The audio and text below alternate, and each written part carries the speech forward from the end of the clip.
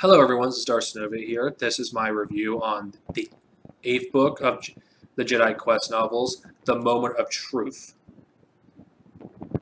Nice cover, by the way.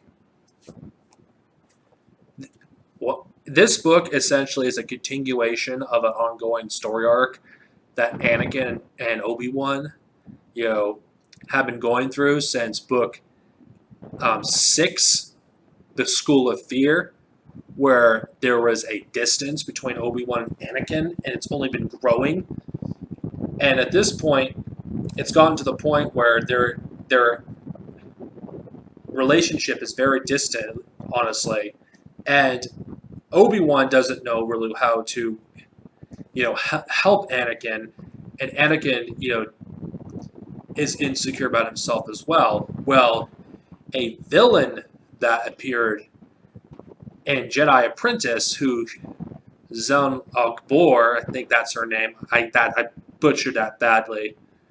She makes a comeback in here, though it's not revealed until towards the end of this book that she returns.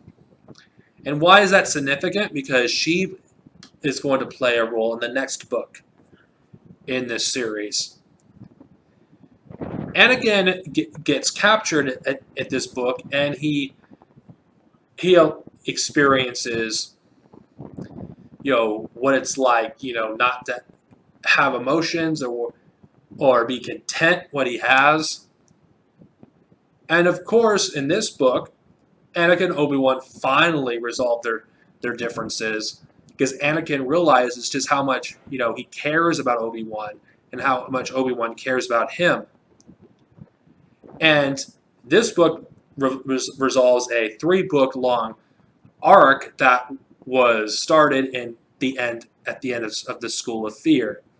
Now, because of Zenlo Bor has been introduced into the series again, she's going to play a role in the next book. Before I get to the end, one thing I got to mention, which I really appreciate Jade Watson doing this, is she didn't have to do this. And one thing I love about the expanded universe is how creative the authors were when a character made a line of dialogue from an event that happened like some point before the events of the movie, and how they actually tell that into a story or a scene from a book. Well, this actually we get to learn how Anakin saved Obi-Wan from the Gondarks, because that is brought up in episode 2 towards the very beginning in the elevator scene where you first see Hayden Christensen, Anakin, and Obi-Wan banter at each other. That was really cool to actually read about that moment, and I couldn't help. It's like, when I watch episode 2 again, I'm going to think of this novel because of the event that's mentioned. Now, this book foreshadows even further what's going to happen at the end of Jedi Quest.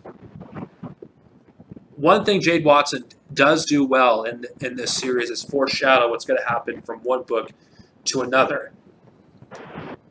Now, one thing I really like about this is it gives more dimension to Anakin Skywalker and Obi-Wan Kenobi, which is something that, unfortunately, I hate to say this, as much as I love the prequels didn't do.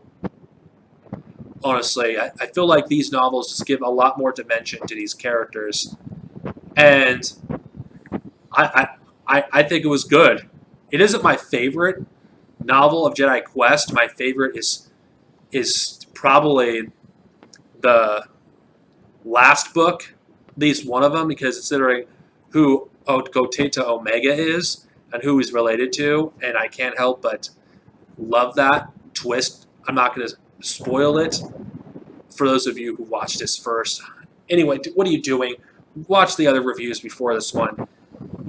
I'm getting close to the end of the Jedi Quest series. I only have 3 books to go, along with The Approaching Storm and some episode 1 material in the comics that I haven't even touched on that I'm going to review, and then the Clone Wars. So guys, this is Darcinovia. Have a great day, everyone. May the Force be with you, and see you next time on The Changing of the Guard. Later.